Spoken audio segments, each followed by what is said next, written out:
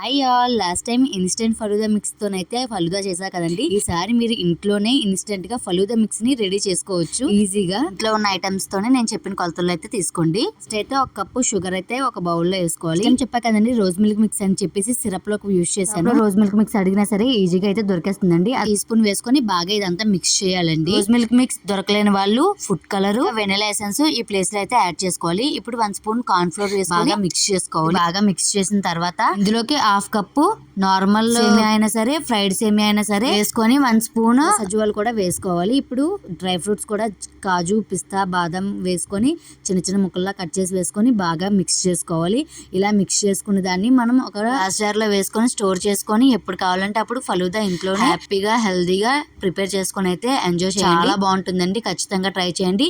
ఇది రోజ్ ఫ్లేవరే కాకుండా ఏ ఫ్లేవర్ అయినా సరే మీరైతే యూజ్ చేయొచ్చు. వీడియో నచ్చినట్టయితే కంపల్సరీ లైక్ చేయండి. Thank you for watching.